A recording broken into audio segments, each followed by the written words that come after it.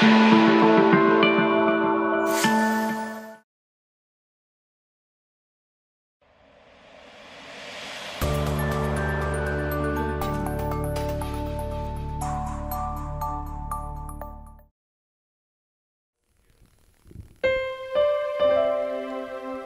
bersyukur Tuhan untuk anugerah-Mu yang luar biasa. Kalau pada hari ini ya Bapa, kami boleh hadir Tuhan. Oh Tuhan, sama-sama berkumpul Tuhan, untuk kami memuji, memuliakan nama-Mu. Walaupun keberadaan kami Tuhan, oh masih di tempat masing-masing Tuhan. Tapi kami bersyukur Tuhan, kami bersyukur untuk kesehatan, untuk berkat-Mu yang luar biasa ya Abba. Terima kasih Tuhan, terima kasih. Oh anugerah-Mu yang luar biasa yang Tuhan sudah berikan bagi kami. Kami menyerahkan ibadah kami Tuhan, dari awal, pertengahan hingga akhir. Kami percaya Roh Kudus-Mu yang bertata di tempat ini, di tempat kami masing-masing ya Tuhan. Urapi Tuhan setiap umat-Mu ya Abba. Urapi umat-Mu yang hari-hari ini masih setia akan Engkau. Urapi hamba-hamba-Mu ya Tuhan. Urapi Tuhan kalau hamba-hamba-Mu masih setia melayani Engkau Tuhan dalam keadaan apapun. Terima kasih Tuhan Yesus, terima kasih. Inilah kami Tuhan, kami serahkan doa kami ke dalam tangan-Mu. Haleluya, amin. Haleluya Tuhan. Ku ada sebab anugerah-Mu, ku ada karena kasih-Mu, Tuhan Yesus. Ku berterima kasih buat kasih rahmat-Mu. Ku ada sebab anugerah-Mu, ku ada karena kasih-Mu,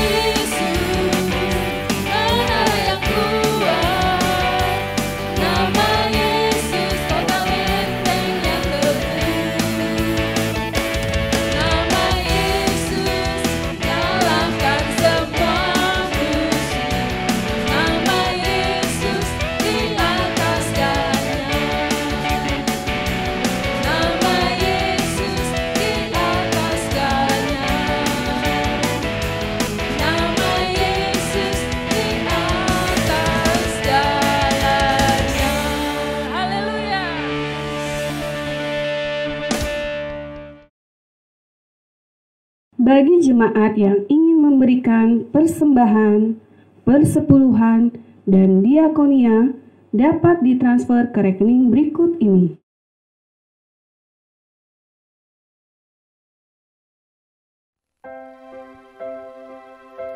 Tiba saatnya Tuhan, kami mau duduk diam untuk mendengarkan firman-Mu. Biarlah urapan-Mu yang selalu baru turun dalam kehidupan kami Tuhan, dan firman-Mu boleh kami lakukan dalam kehidupan kami sehari-hari. Terima kasih ya Aba. Haleluya, haleluya.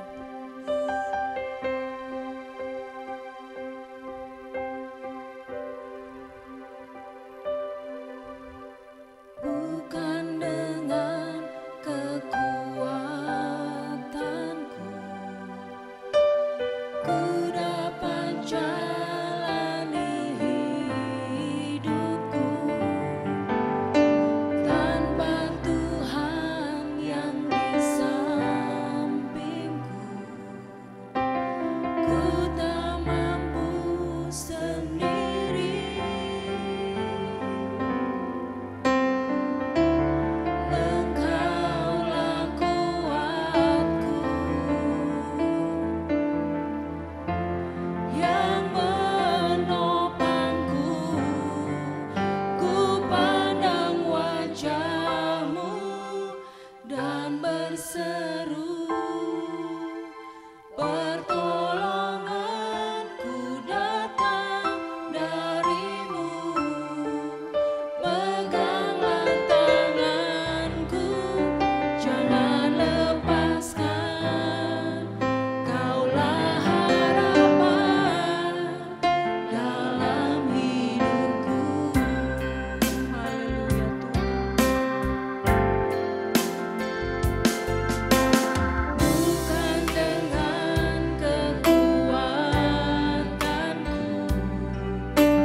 ku dapat jalani hidupku, tanpa Tuhan yang di sampingku ku tak mampu sendiri.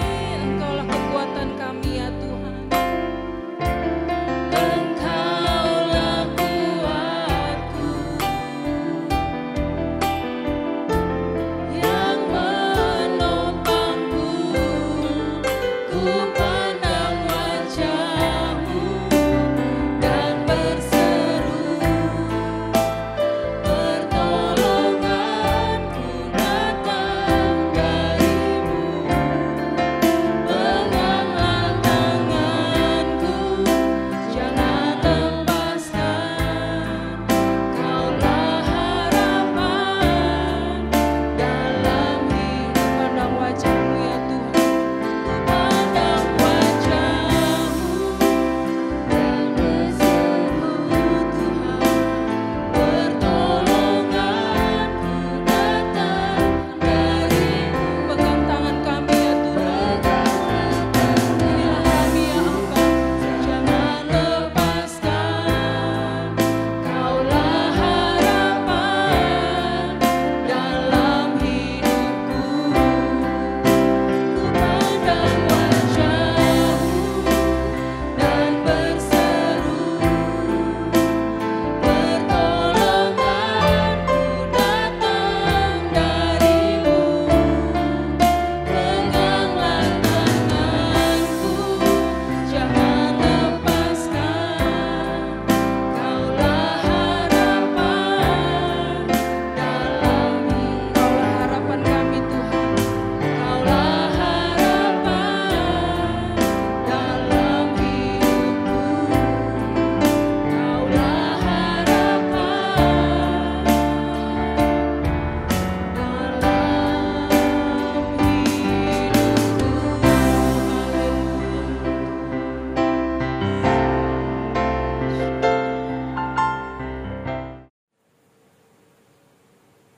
Shalom Bapak Ibu Saudara terkasih Jemaat Tuhan di GB Gatson. Dan shalom buat Bapak Pendeta Sentoha Tatang. Terima kasih Pak buat kepercayaannya bisa melayani di gereja yang Bapak gembalakan. Hari ini senang sekali saya bisa bersama-sama dengan saudara dalam ibadah secara online. Dan sebelum kita mendengarkan sabda Tuhan, mari kita berdoa bersama-sama. Bapa, kiranya pengurapan Tuhan turun atas setiap kami, dan Roh Kudus menjamah setiap hati kami, sehingga kami mendapatkan pengertian, pewahyuan, hikmat yang datang daripada Tuhan. Karena kami sungguh percaya semua yang ada dalam dunia ini tunduk dengan kebenaran daripada firman Tuhan.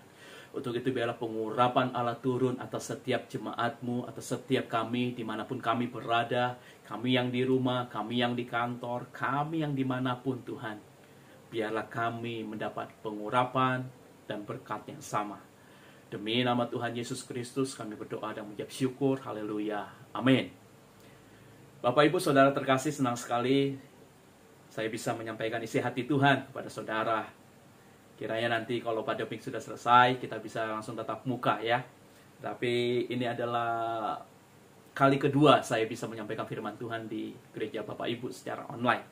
Dan hari ini tema khotbah saya yaitu mengatasi kecemasan. Mengatasi kecemasan berarti cemasnya ada, kita atasi. Bukan menghilangkan, bukan berarti cemas itu tidak ada dalam kehidupan kita. Kecemasan itu ada dalam kehidupan kita, Bapak Ibu Saudara terkasih. Bagi setiap manusia di dalam dunia ini pasti pernah mengalami ketakutan, kecemasan, kepanikan dalam kehidupannya. Tetapi puji nama Tuhan, orang yang mengandalkan Tuhan, maka dia akan mendapatkan pengharapan dan kemenangan. Karena firman Tuhan yang berkata demikian. Firman Tuhan berkata di dalam Alkitab, di dalam Mazmur saudara, dalam kitab Mazmur 55 ayat yang ke-22, firman Tuhan katakan di sini, yaitu, saya bacakan buat Bapak Ibu ya, di ayat yang ke-22, serahkanlah khawatirmu kepada Tuhan, maka ia akan memelihara engkau. Tidak untuk selama-lamanya dibiarkannya orang benar itu goyah. Puji nama Tuhan. Jadi saudara terkasih di dalam Tuhan Yesus, apapun keadaan saudara, apapun yang sedang saudara hadapi hari-hari ini, biarlah itu saudara sadar dalam kehidupan saudara, bahwa permasalahanmu, kecemasan, kekhawatiranmu itu ada. Bukan Tuhan tutup mata, bukan Tuhan tidak melihat, bukan Tuhan tidak mendengar doa-doa saudara. Tuhan tahu apa yang sedang saudara alami, tetapi apakah Tuhan bisa memberikan kepercayaan kepada saudara untuk saudara menaruhkan kekhawatiran saudara kepadanya? Jangan-jangan kita tidak mau menaruh kepercayaan kita, tidak mau menaruh kekhawatiran kita kepada Tuhan, karena kita merasa kita sanggup untuk melakukannya. Kita merasa kita bisa menyelesaikannya. Tetapi apa yang terjadi sering sekali ketika kekhawatiran itu kita berusaha untuk selesaikan dan atasi, lama-lama tidak semakin baik, yang ada adalah semakin membesar, semakin tidak terurus, semakin berantakan saudara. Bahkan sering sekali tidak bertambah baik tetapi bertambah buruk. Maka untuk itulah kita perlu sekali ketika saudara mengalami kecemasan, kepanikan, Tuhan katakan serahkan kekhawatiranmu kepada Tuhan. Karena Tuhan katakan di sini serahkan kekhawatiranmu kepada Tuhan, maka Ia akan memelihara engkau. Keren saudara. Jadi apa yang membuat kita menjadi jauh daripada Tuhan? Apa yang membuat kita menjadi tidak percaya kepada Tuhan? Saya rasa tidak ada. Makanya penting sekali untuk bisa mengatasi kecemasan itu. Ayo kita belajar bersama-sama dari seorang wanita yang sakit pendarahan 12 tahun. Saudara pasti sudah sering membaca ayat ini. Saudara sudah sering sekali mendengar cerita tentang wanita yang sakit pendarahan 12 tahun ini, yang bagaimana dia sembuh. Tetapi ada nilai-nilai, ada poin-poin, ada pesan Tuhan yang sangat penting untuk saudara dan saya alami pada ibadah minggu yang luar biasa ini. Dan doa harapan saya ketika saudara nanti selesai mendengarkan firman Tuhan ini, saudara diubahkan bukan karena saya, tetapi karena saudara mengalami perjumpaan dengan Tuhan. Saudara mengalami perubahan karena saudara mengalami Tuhan dalam kehidupan saudara. Yang setuju katakan amin. Nah saudara terkasih di dalam Tuhan Yesus Kristus, kalau kita sebentar sebelum kita lihat ayat-ayat demi ayat yang ada di dalam kitab Markus pasal yang ke-5, saya perlu memberitahu kepada saudara arti daripada kecemasan. Cemas itu artinya hilangnya ketentraman di dalam hati. Hilangnya damai sejahtera. Cemas itu berarti gelisah, ketakutan, panik, saudara. Maka tidak heran ketika kecemasan datang, kepanikan datang, maka itu mempengaruhi rumah tangga saudara. Itu mempengaruhi hubungan saudara. Itu mempengaruhi kinerja saudara. Kecemasan itu datang dengan cara dia merayap dalam kehidupan saudara. Dengan dia datang kepada saudara dalam kehidupan saudara dengan berbagai macam bentuknya. Maka sering sekali tanpa saudara sadari kecemasan itu datang dalam kehidupan saudara, maka sering sekali kita dalam posisi yang tidak siap. Betul saudara? Karena kecemasan itu, ketakutan itu tidak pernah ketok pintu, dia bilang, "Shalom, ini saya datang ingin memberikan kecemasan kepada saudara." Nggak pernah saudara. Kecemasan itu datangnya dengan cara dia merayap, artinya dia memasuki kehidupan saudara tanpa pernah meminta izin. Tapi ada kabar baik, ada kabar gembira kepada saudara semuanya. Sebelum kecemasan, ketakutan datang, sebenarnya pada hakikatnya Tuhan sudah memberikan peringatan dan kekuatan. Tuhan sudah memberikan nasihatnya. Di mana Pak? Melalui firman-Nya di dalam Alkitab. Amin saudara. Makanya orang yang suka baca Alkitab, itu bukannya tidak ada masalah dalam kehidupannya. Bukan tidak ada kecemasan, ketakutan dalam kehidupannya. Pasti ada saudara. Semua nabi, semua rasul yang ada di dalam Alkitab, apakah mereka hidupnya baik-baik saja? Tidak, saudara. Hidupnya penuh dengan ketakutan, kecemasan. Bahkan sampai Tuhan Yesus sendiri, saudara, menjelang detik-detik terakhir sebelum dia disalib juga dia mengalami ketakutan dan kecemasan. Ketika dia doa di Taman Getsemani sampai peluhnya seperti tetesan darah. Maka untuk itu, apakah kita punya hak untuk berkata, kenapa Tuhan berikan pencobaan ini? Apakah kita punya hak untuk berkata, kenapa ini masalah nggak pernah selesai ya Tuhan? Apakah kita punya hak, saudara, untuk berkata, Tuhan kok ini begini terus? Kenapa aku nggak pernah selesai urusanku? Kenapa permasalahan rumah tanggaku nggak pernah kelar? Kenapa sakit penyakitku tidak pernah sembuh? Saudara, saya mau katakan kita tidak punya hak untuk berkata demikian. Karena kenapa hidup mati kita dikuasai oleh apa yang kita ucapkan dan perkatakan. Untuk itu saudara, penting sekali mulut kita, lidah kita, perkataan kita hendaknya dipenuhi oleh firman Tuhan. Maka ketika sakit penyakit datang, maka ketika pencobaan datang, saudara tidak akan menyalahkan Tuhan. Saudara tidak akan menyalahkan dirimu, tapi saudara akan berkata kepada Tuhan dan berkata kepada dirimu melalui firman Tuhan. Maka kalau saudara lihat Daniel, Yusuf, Nuh, siapa lagi? Paulus, 12 rasul, saudara. Semuanya mengalami kecemasan, kepanikan dalam kehidupannya.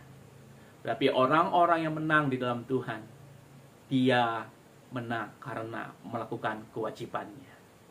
Kalau hak saudara-saudara tuntut untuk bisa sembuh, bisa merdeka, bisa menang, maka haruslah saudara melakukan kewajiban saudara untuk bisa percaya kepada Tuhan sungguh-sungguh. Kalau seseorang melakukan kewajibannya, maka haknya akan diberikan. Karena apa yang dia tabur, itu yang akan dia tuai dalam kehidupan ini. Dan satu hal yang Tuhan ingatkan kepada setiap kita, bahwa iblis tidak bisa merusak rencana Tuhan dalam kehidupan kita. Bahwa si jahat tidak bisa menghancurkan masa depan kita. Bahwa kehendak Tuhan tidak bisa digagalkan oleh si jahat, oleh siapapun. Tetapi semuanya itu bisa hancur, semuanya itu bisa gagal, semuanya itu bisa yang namanya tidak terlaksana ketika saudara tidak sepakat kepada Tuhan di dalam ketidaktaatan. Ketika saudara tidak taat kepada Tuhan, maka hidupmu tidak akan pernah melihat janji-janji Tuhan yang sungguh-sungguh luar biasa. Maka hari ini, saudara yang hari ini sedang mengalami kecemasan, saudara yang hari ini sedang mengalami ketakutan, saudara yang hari ini mengalami kepanikan, kegelisahan, ketidaktentraman hati. Mungkin saudara hari ini sedang renggang rumah tangganya. Mungkin saudara hari ini sedang ribut suami istri, anak dan orang tua. Mungkin hari ini saudara ingin mengakhiri hidup saudara karena sakit, penyakit, atau masalah ekonomi keuangan. Tetapi saya mau katakan, stop. Jangan lanjutkan. Jangan lanjutkan untuk renggang rumah tanggamu, untuk mengalami namanya itu mengizinkan si iblis untuk menghancurkan hidupmu. Tapi hari ini mulailah saudara mengambil langkah untuk berbalik kepada Tuhan. Karena tujuan pada iblis adalah hanya ingin mencuri, membunuh, membinasakan. Dalam kitab Yohanes 10 ayat 10, iblis katakan, aku datang. Bahwa iblis katakan tugasnya iblis itu mencuri, membunuh, dan membinasakan. Tetapi aku datang kata Tuhan untuk memberikan hidup dan hidup di dalam segala kelimpahan. Ada beberapa poin yang hari ini akan kita pelajari. Untuk itu saya harap saudara bisa fokus kepada Tuhan. Karena yang membuat saudara hidupnya kembali baik, kembali berkenan, hidup saudara kembali berubah, hidup kembali bertobat, hidup kembali mendapatkan damai sejahtera, hidup kembali menang terhadap keterikatan, hidup kembali menang terhadap belenggu si iblis, yaitu bukan khotbah saya, bukan namanya doa orang lain, tetapi yang membuat hidup saudara berubah adalah ketika saudara mengalami perjumpaan dengan Tuhan. Khotbah saya, doa orang lain hanya sebagai media, sebagai alat. Yang saudara ambil, maka saudara akan ubahkan. Tapi kalau saudara cuek, saudara tidak mau dengarkan, maka saudara tidak akan pernah berubah. Siapa yang tidak mau mendengarkan firman Tuhan, maka dia sedang mendengarkan perkataan daripada iblis. Begitu banyak contoh, begitu banyak saudara hal-hal pengalaman yang telah diberikan oleh Alkitab. Adam dan Hawa jatuh dalam dosa, tidak mau dengarkan firman Tuhan. Dia dengarkan si iblis, maka dia jatuh dalam dosa. Maka sampai sekarang keturunannya, saudara harus menanggung upah dosa itu. Saudara terkasih di dalam Tuhan Yesus Kristus untuk itu. Mari datang kepada Tuhan untuk kita bisa mengatasi setiap hal apapun yang terjadi dalam kehidupan saudara. Maka untuk itu tegaklah kepalamu menghadapi lawan-lawanmu. Amin saudara. Kita akan belajar dari wanita yang sakit pendarahan 12 tahun. Mari kita buka terlebih dahulu dalam Alkitab kita. Di dalam kitab Markus pasal yang ke-5. Markus pasal yang ke-5. Saudara, kita hari ini belajar bagaimana mengatasi kecemasan. Tentunya kita belajar dari orang yang mengalami tentang ketakutan, kegelisahan, tentang sakit penyakit yang sudah bertahun-tahun, yaitu wanita yang sakit pendarahan selama 12 tahun. Wow. Saya akan bacakan buat Bapak Ibu Saudara terkasih di dalam Markus 5 ayat 25. Adalah di situ seorang perempuan yang sudah 12 tahun lamanya menderita pendarahan. Yang namanya kena penderitaan itu nggak mungkin senyum kayak begini saudara. Yang namanya mengalami penderitaan itu mukanya cemberut. Tidak ada damai sejahtera, tidak ada ketentraman, tidak ada ketenangan. Yang ada kegelisahan, kepanikan, khawatir, dan semuanya itu terus dan terus dialami oleh wanita yang sakit pendarahan ini. Saudara bisa bayangkan, kita 2 tahun aja kena pandemik. Wow, itu rasanya saudara ya. Mana Tuhan? Bahkan mungkin kita akan berkata, datanglah Tuhan. Datanglah ya Roh Kudus. Kapan sih Tuhan datang? Kita rindu Tuhan bukan karena benar-benar rindu. Kita minta Tuhan datang bukan karena rindu Tuhan. Tapi kita minta Tuhan datang karena kita tidak sanggup lagi menghadapi kehidupan di dalam dunia ini. Tetapi jangan menjadi orang-orang putus pengharapan. Karena pengharapan masih ada bersama dengan Tuhan Yesus. Nah saudara, di ayat 26 dikatakan, ia telah berulang-ulang diobati oleh berbagai tabib, sehingga telah dihabiskannya semua yang ada padanya, namun sama sekali tidak ada faedahnya, malah sebaliknya keadaannya makin memburuk. Perhatikan saudara terkasih, jangan atasi kecemasanmu, jangan atasi ketakutanmu dengan kekuatanmu, dengan kehebatanmu. Itu akan membuat saudara semakin hari semakin buruk. Bahkan membuat saudara semakin hari semakin hidup yang tidak memiliki faedahnya. Kenapa saudara? Tujuan kecemasan, tujuan kepanikan, tujuan ketakutan ada dalam kehidupan saudara bukan membuat saudara tambah buruk, bukan membuat saudara tambah hidup yang tidak berfaedah. Yang Tuhan mau adalah ketika engkau mengalami kecemasan, kepanikan, setidak-tidaknya engkau harus datang kepada Tuhan, bukan kepada yang lain. Nah, wanita yang sakit pendarahan ini, ia pergi ke tabib berulang-ulang, dia dikatakan sudah diobati, tapi nggak kunjung sembuh. Nah, ini berbicara apa saudara? Sering sekali ketika kita mengalami kegelisahan, ketakutan, kita tidak datang kepada Tuhan. Kita pergi kepada rokok, kita pergi kepada kemabukan, kita pergi kepada perjudian, kita pergi kepada seks bebas, kita pergi kepada hiburan-hiburan yang diberikan dunia ini. Tetapi apa yang terjadi? Kita pikir dengan kita merokok, dengan pikiran kita mabuk, kita melakukan narkoba, maka kita pikir, maka kita akan bisa mengatasi kegelisahan kita, kecemasan kita. Ternyata tidak. Uang saudara habis, masa depan saudara hancur, kehidupan rumah tangga berantakan. Tapi hasilnya tidak ada. Kenapa? Karena saudara berusaha dengan cara saudara mengobati kecemasan, ketakutan saudara. Jangan lakukan itu. Lalu wanita ini dikatakan di ayat selanjutnya 27, dia sudah mendengar berita-berita tentang Yesus, maka di tengah-tengah orang banyak itu ia mendekati Yesus dari belakang dan menjamah jubahnya. Perhatikan saudara. Tidak usah tunggu berantakan dulu rumah tanggamu, tidak usah tunggu hancur dulu hidupmu, tidak usah tunggu apapun yang menghabisi, yang membuat hidup makin buruk, baru engkau datang kepada Tuhan. Tetapi mulailah, apapun keadaanmu, dalam keadaan cemas maupun tidak cemas, ayo saudara, mendekatlah kepada Tuhan. Wanita yang sakit pendarahan ini bukan orang yang pengikut Yesus, tapi dia suka mendengar tentang Yesus, saudara. Yang paling malang hidup ini adalah ketika engkau menjadi orang Kristen, tapi engkau tidak pernah mengalami kekristenan itu. Malah orang-orang yang di luar itu mengalami kekristenan. Itu adalah hidup yang paling malang. Tetapi hari ini, untuk bisa saudara mengatasi kecemasan dalam kehidupanmu, apapun yang sedang saudara alami, hari ini saya mau katakan, mulailah mendekat kepada Tuhan. Jangan mendekat kepada manusia, jangan mendekat kepada yang lain. Jangan mendekat kepada ilah-ilah zaman ini. Tapi mendekatlah kepada Tuhan. Orang yang punya tekad mendekat kepada Tuhan, maka dia akan dipenuhi oleh Roh Tuhan. Saudara perhatikan wanita pendarahan ini. Dia berkata, dia mendengar berita tentang Yesus, maka di tengah-tengah orang banyak itu ia mendekati Yesus dari belakang dan menjamah jubahnya. Perhatikan saudara.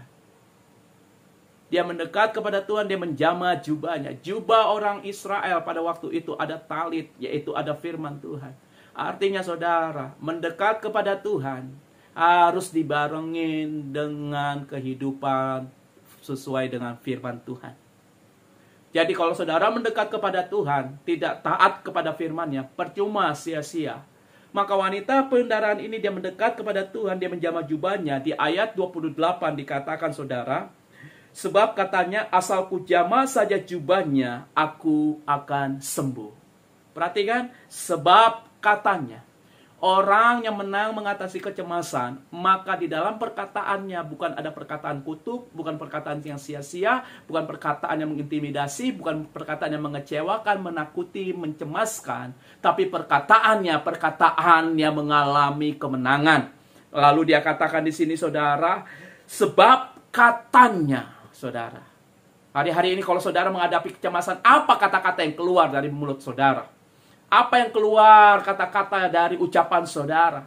Perkataan berkat atau perkataan kutuk? Perkataan yang menguatkan atau perkataan yang melemahkan? Perkataan mengintimidasi atau perkataan yang mengintimasi di dalam Tuhan? Perkataan saudara menentukan gaya hidup saudara. Perkataan saudara menentukan langkah apa yang harus Anda lakukan selanjutnya. Maka untuk mengatasi kecemasan dalam kehidupan saudara, mengatasi kecemasan dalam kehidupan kita, yang pertama, mendekat kepada Tuhan dan jamah firman-Nya. Lalu poin yang kedua, ketika saudara mendekat kepada Tuhan, menjamah firman-Nya, mulailah saudara berkata-kata yang memiliki perkataan-perkataan berkat, bukan perkataan kutuk. Perkataan-perkataan yang memiliki perkataan berkat. Dia katakan, asal ku jamah saja jubahnya, aku akan sembuh. Ketika wanita pendarahan ini berkata, dia belum sembuh, saudara. Dia masih sakit, pendarahannya masih ada. Bisakah saudara bayangin wanita yang sakit pendarahan 12 tahun? Bagaimana dia bisa berjalan? 12 tahun pendarahan, saudara. Saya percaya sekali, saudara, mungkin dia berusaha minta tolong orang dan segala macam untuk bopong dia untuk mendekat kepada Tuhan.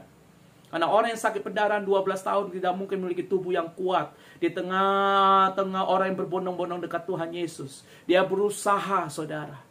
Dia berusaha datang kepada Tuhan. Tapi saudara lihat, saudara. Ketika dia katakan, asal ku jamah saja puncak jubahnya. Saya percaya ada Roh Kudus yang bantu dia. Dia bisa akhirnya menjamah puncak jubah Tuhan. Wow.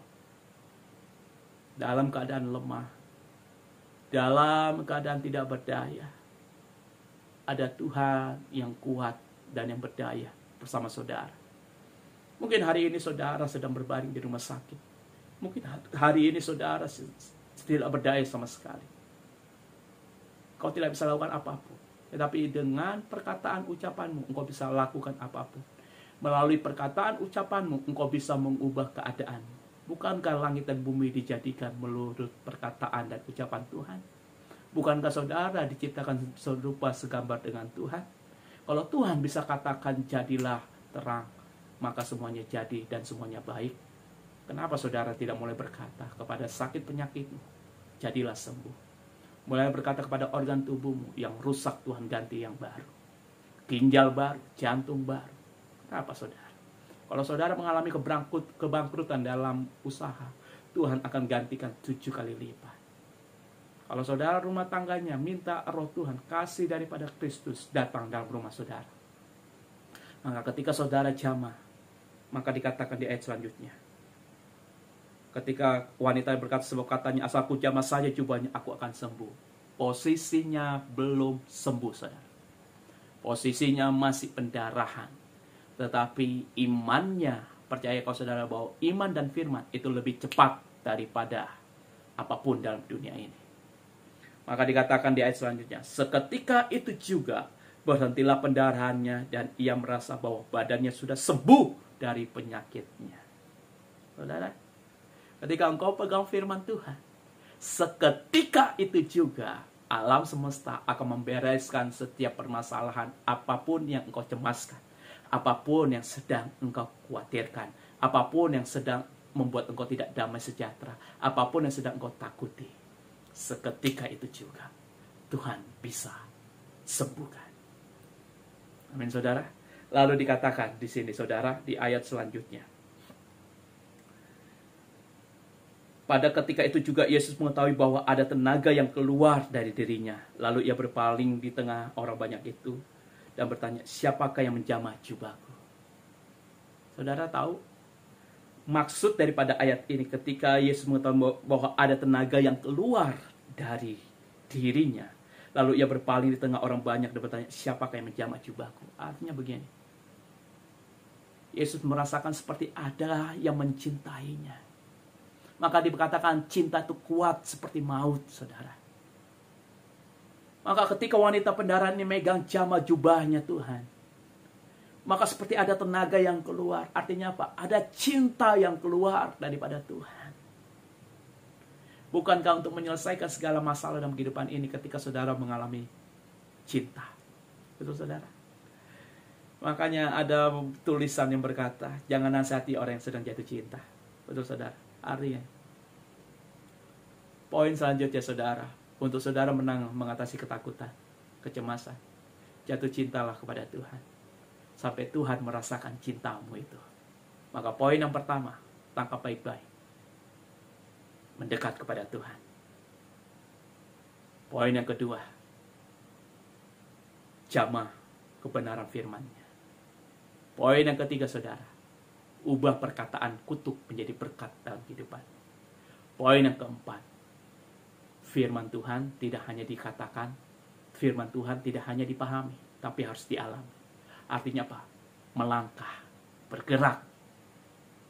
Dan poin yang ketiga, dan poin yang kelima, biarlah saudara sungguh-sungguh mengalami jatuh cinta kepada Tuhan. 5 poin yang hari ini saya sampaikan kepada saudara semua tempat ini. Kiranya saudara diberkati Tuhan. Dan kiranya saudara mengalami perjumpaan dengan Tuhan Yesus. Mari kita bersatu di dalam doa. Bapa, di dalam nama Tuhan Yesus Kristus, Tuhan mengurapi setiap anak-anak. Tuhan mengurapi setiap kami. Tuhan mengurapi jemaat di GBI Godzone yang ada Tuhan. Biarlah mereka tetap berada di dalam zonanya Allah. Tetap Tuhan Yesus mengharapkan Tuhan. Tetap ya Tuhan Yesus mereka memiliki iman kepada Tuhan. Bapa, hari ini kalau ada di antara mereka ya Tuhan yang sedang mengalami kepanikan, kecemasan, ketakutan. Bahkan sehingga mereka ingin mengakhiri hidupnya. Bapak hamba hari ini berdoa, kiranya Tuhan jamah.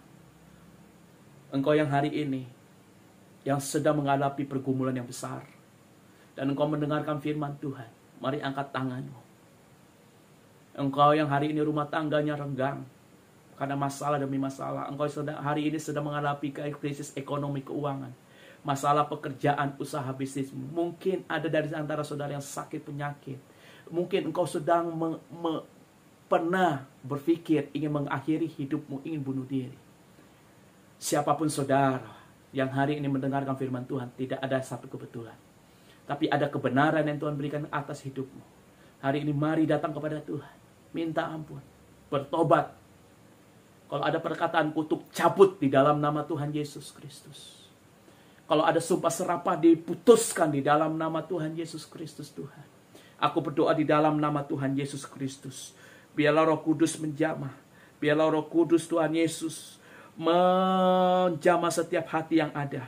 Tuhan Yesus kiranya bekerja atas setiap anak-anak-Mu, sehingga Tuhan Yesus mereka mengalami revival, kebangunan rohani. Tuhan Yesus satukan suami istri, pulihkan keluarga Tuhan, pulihkan perekonomian, pulihkan kehidupan daripada setiap anak-anak-Mu.